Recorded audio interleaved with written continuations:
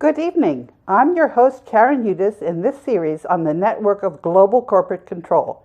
In today's segment, we're going to tell you the story of the global currency reset, thanks to DCTV, Carmen Stanley, studio producer and director, Couché Starnes, audio and prompter, and Couché is coming in as a volunteer today and deserves special recognition.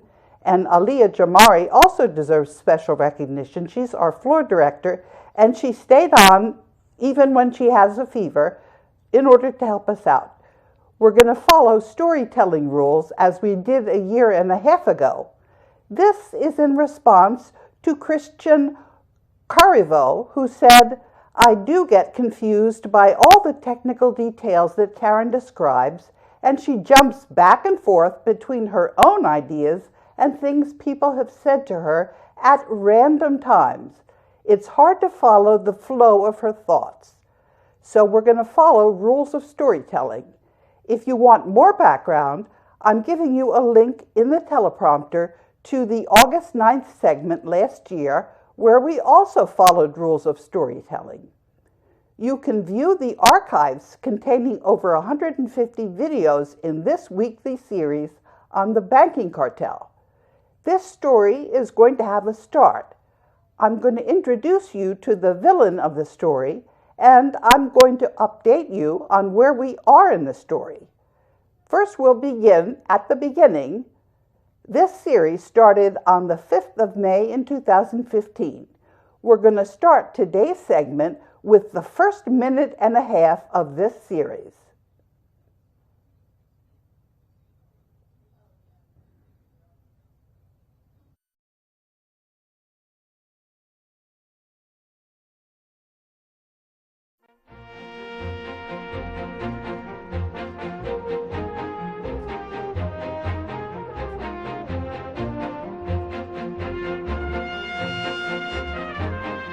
Good evening. I'm Karen Udis, and I'm the lawyer for the world's monetary gold reserves. They're in a trust called the Global Debt Facility, which is administered by the World Bank and the International Monetary Fund. They were put in that trust at the end of World War II. As a matter of fact, the reason that Japan was bombed was because Japan refused to tell the bankers where the gold was.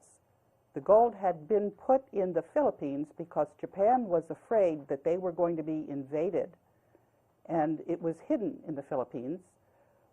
But at one point, they shipped all the gold to Singapore, they melted it down, and they stamped it with the name of that trust fund, which is called TVM LSM 666, and those are the initials of Ferdinand Marcos's sons, because Ferdinand Marcos was the lawyer for the Global Debt Facility when he set it up. And as a matter of fact, when he was deposed, that was because he refused to give the gold in the world's monetary gold reserves back to the bankers. So they made sure that he ended his presidency in the Philippines by a staged EDSA revolution. But getting back to the World Bank and the International Monetary Fund, these organizations were set up specifically so that when the gold was taken out of secrecy, that there would be an organization that could decide what to do with that gold. And the reason that it was put into secrecy for 50 years is because of something that everybody knows about. It is that if you try to say you own something and you're not able to gain title to it,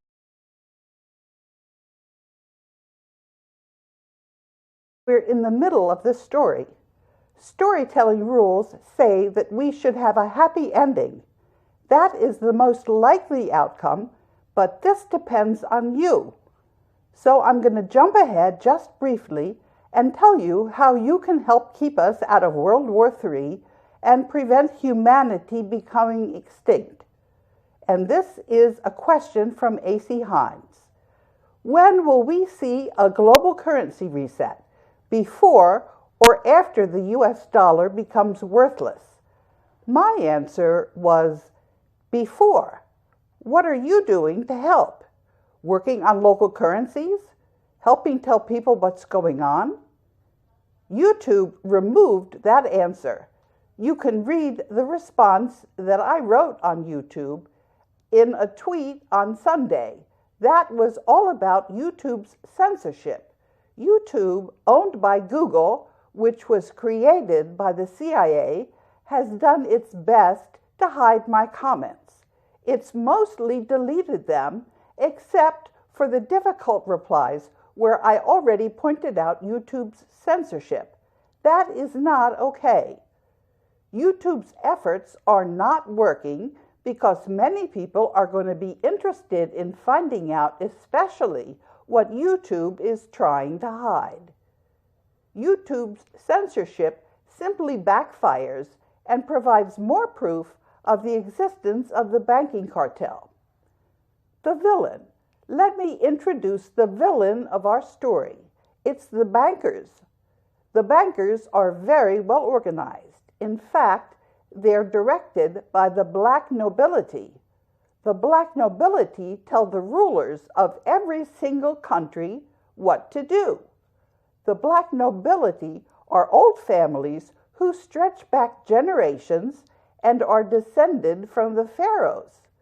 The bloodline Pharaonic families were the Templars during the 30 Years' War between 1618 until 1648. The Templars hired about 100,000 Swiss mercenaries to commit genocide against the Germans, killing 20 million Germans and their children. That corresponded to 2/3 of the German population at the time. Whole cities disappeared from the earth. And in Alsace-Lorraine, Gallo-Roman Alsace Swiss mercenaries killed 95% of the population. President John F. Kennedy described the villain in a speech to the press corps on the 27th of April, 1961.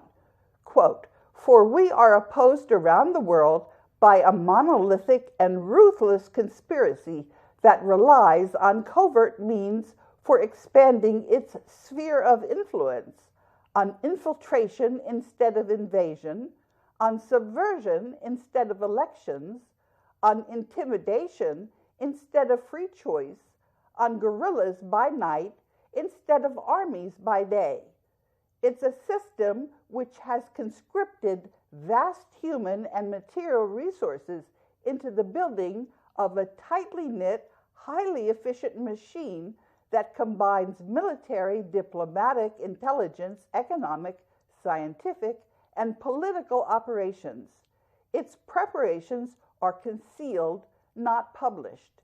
Its mistakes are buried, not headlined. Its dissenters are silenced, not praised. No expenditure is questioned. No rumor is printed. No secret is revealed." On the 14th of November, 1963, 8 days before his assassination, JFK signed the Green-Hilton Agreement to access the United States monetary gold reserves that were on deposit in the Global Debt Facility with the Board of Governors of the World Bank and International Monetary Fund. And in the teleprompter, you can see page 16 of a link. The Coalition for the Rule of Law. I'm a lawyer and economist who worked in the World Bank's legal department for 21 years. I reported corruption and was fired in 2007 as a whistleblower. I bought a World Bank bond and sued the World Bank, its auditors KPMG, as well as the law firm that was supposed to evaluate my whistleblower claims, and the World Bank's medical insurer. The Board of Governors settled my lawsuit, and I was reinstated by the Board of Governors. I am part of a coalition for the rule of law that was predicted by a very accurate model that came to the World Bank from the United States Department of Defense in 2004. This coalition for the rule of law includes the members of the United States military that are loyal to their oaths of office, as well as other countries' militaries that are loyal to their people in their countries. This coalition is preserving the world's wealth that Jose Rizal deposited with the World Bank at the end of World War II. You can see the comments from the Coalition for the Rule of Law in my social media. In the last page of the teleprompter, I'm showing you comments from the Coalition for the Rule of Law. A critical mass of people are now fighting the banking cartel and the Black Nobility at its center. They say that a picture is worth 1,000 words, so I want to show you a picture and describe it. This battle has many fronts. The banking cartel is trying to destabilize and starve us with country debt. But country debt is a scam because the bankers owe us more money than we owe them. This is because the bankers issued Treaty of Versailles bonds in the 1930s in exchange for the gold owned by the elites. These bonds have compounded interest so that the bankers owe us more than $2 quadrillion. This offsets country debt. And the picture, which is in the teleprompter and hopefully on the back of the screen, the picture shows the 99%ers up the creek without a paddle, and the 1%er bankers driving away with paddles, whistling. Actually, the situation is just the reverse as in the picture. The bankers want you to believe they're winning based on paper money which they issue. The real money is gold. The gold is all with us in the global debt facility. The bankers are actually desperate and making stupid mistakes.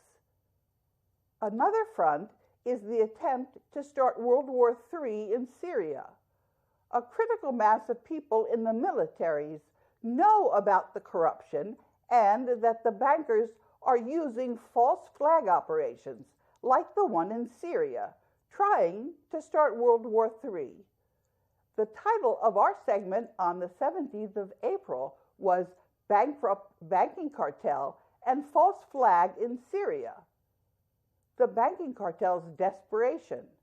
I've been showing you the many different schemes that the bankers have used in an attempt to steal back the world's monetary gold reserves.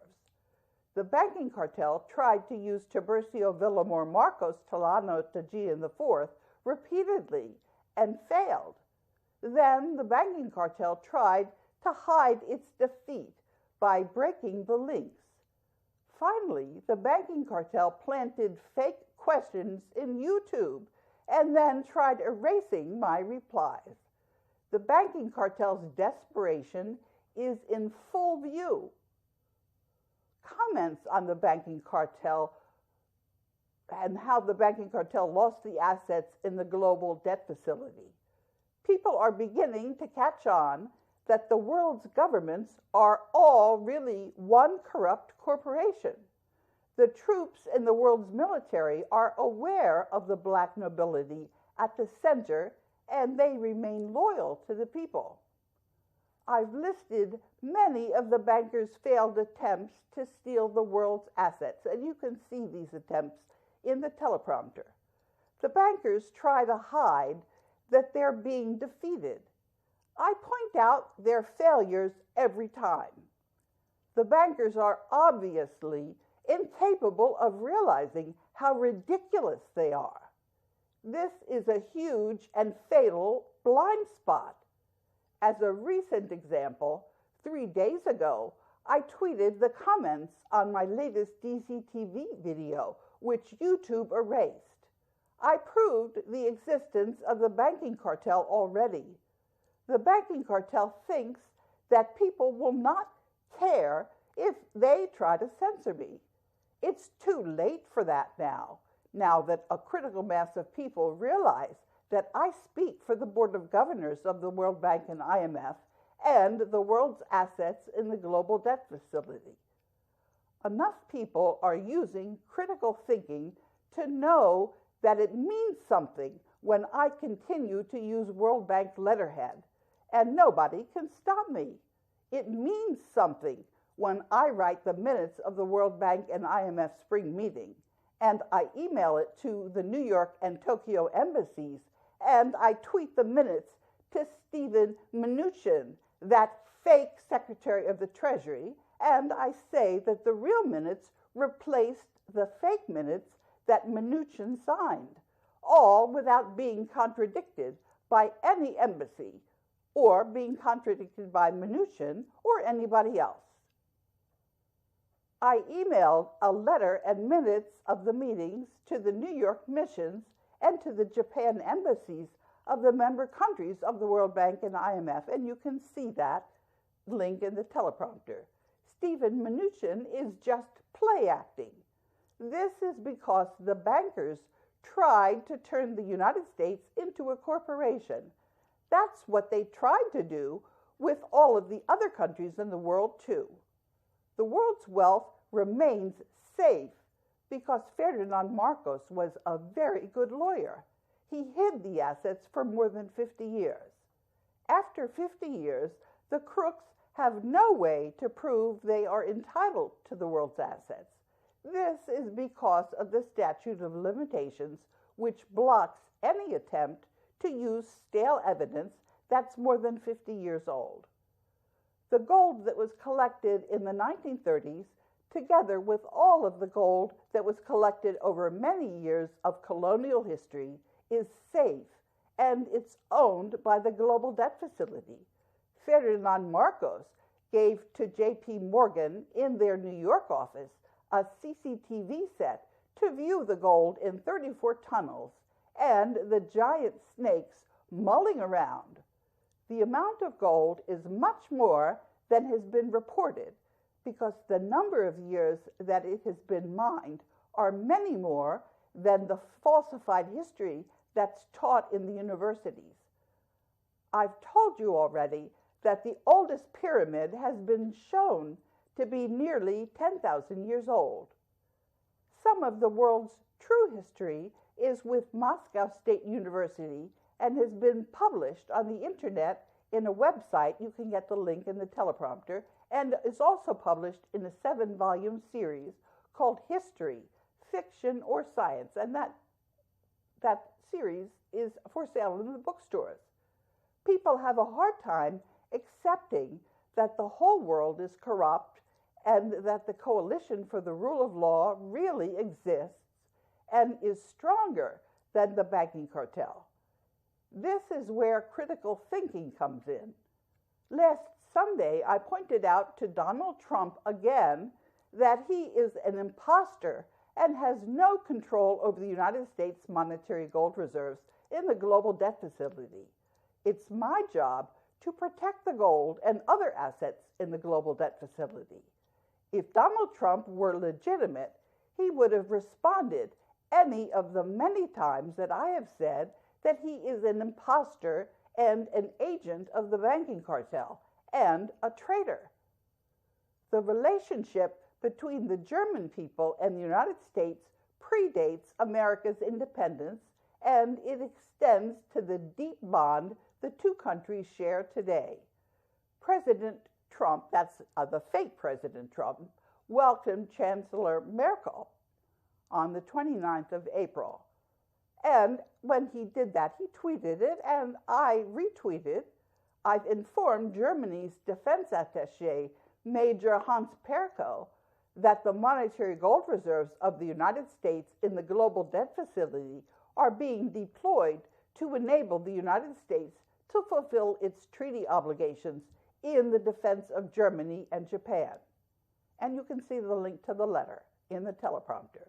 So I'm saying that the United States depends on its monetary gold reserves to honor its commitment to defend Germany, and that Donald Trump does not have access to these gold reserves because he's an imposter. Trump, if he were the real commander-in-chief, could not let that question about the United States' ability to honor its defense treaty with Germany go by without comment. And then one of the rules of storytelling is don't pretend you never had to struggle. One of the rules of storytelling is that you shouldn't pretend. I'm sorry, I'm repeating myself. I'm telling you that I'm on the front lines and that I sometimes have to struggle. The banking cartel tried to kill me in August 2016 during a family vacation in Canada. This was right after I refused to admit an agent of the banking cartel in front of the screens in Euroclear that list the assets in the global debt facility. And I'm going to play the voicemail message of this crook for you now.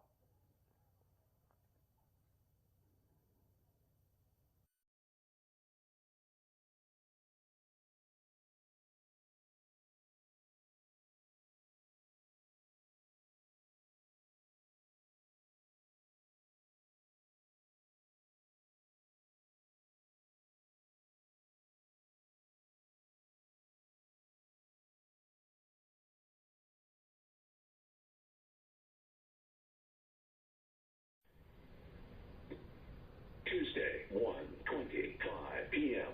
Adam, it was great pleasure speaking with you. Great pleasure speaking with you yesterday.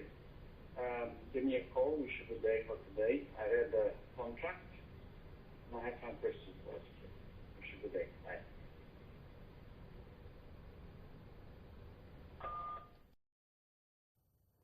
Dear George, I just listened to your message again, and I believe you were referring to the monetary agreement as the contract and were not proposing a contract. I apologize for the confusion. As Overseer Mandate Trustee, I need to let people know of a contract that wants me to have the Euroclear account numbers. And then on the 27th of July 2016, I wrote, Dear George, I received your phone call late last night after I returned from my live broadcast on DCTV. I'm not sure which of the numbers in my cell phone are yours, as my landline doesn't keep a record of the phone numbers from the calls I receive. Your voicemail message was difficult to hear, but I thought I understood that you're asking for a contract. I have no legal authority to sign a contract. I'm advisor to the 188, now it's 189, ministers of finance and development who would have to authorize the contract. This is a chicken and egg proposition, as I'm sure you can appreciate. Now I have atrial fibrillation. That means an irregular heartbeat from the attack 2 years ago, which was right after I turned George down. The banking cartel used military scalar weaponry to prevent the cardioversion that was scheduled a couple of weeks ago. That's an electric shock to the heart to stimulate the heart into going back to a regular heartbeat. And let me give a message to the agents of the banking cartel. There was a link that was broken, and you can see in the teleprompter. I want to remind people who are associated with the banking cartel what I said they need to do now. I said this in the introduction to the April 3rd DCTV segment. The people who have wronged us should feel thoroughly ashamed. They know better than we do what they've done. They need to understand that all of this information is ultimately going to become available in the global currency reset.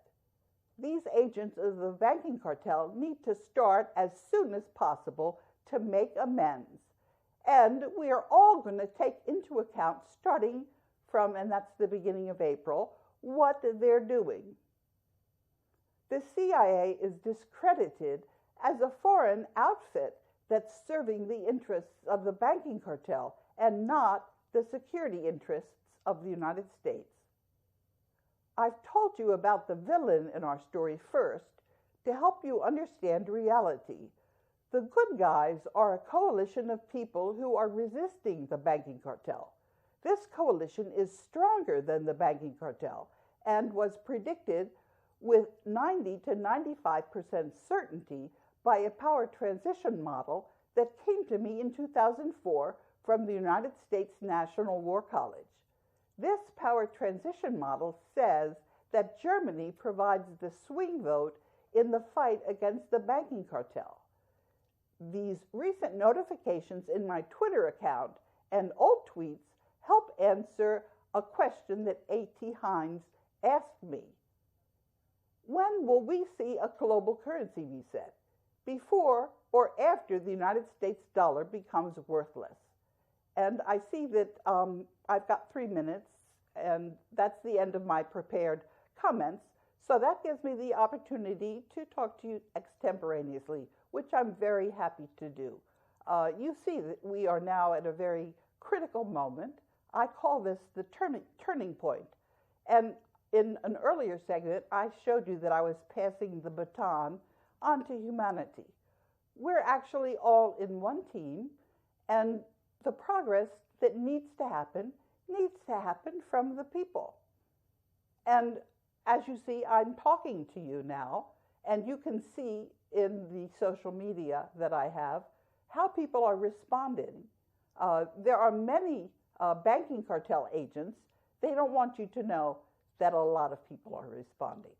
But it's millions and millions, because even though the internet is crooked, and you can tell that when you see what YouTube is saying and when you see what Twitter is saying. These are just agents of the banking cartel. The biggest effort of the Coalition for the Rule of Law is now by word of mouth, because most of the information that you're getting on the internet has been curated by the banking cartel. But the chances that humanity comes through and actually wins, they're over 95%, probably higher. And what I say, one of the functions that I fulfill, is I'm the canary in the coal mine.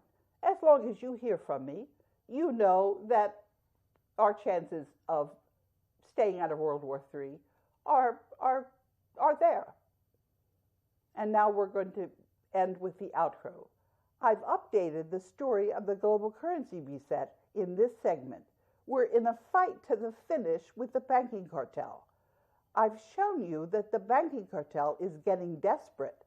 The likelihood is that we will continue to stay out of World War III. We've succeeded in convincing a critical mass of people that there are assets for a global currency reset to end the banking cartel's corruption. Until next week, I'm your host, Karen Hudis.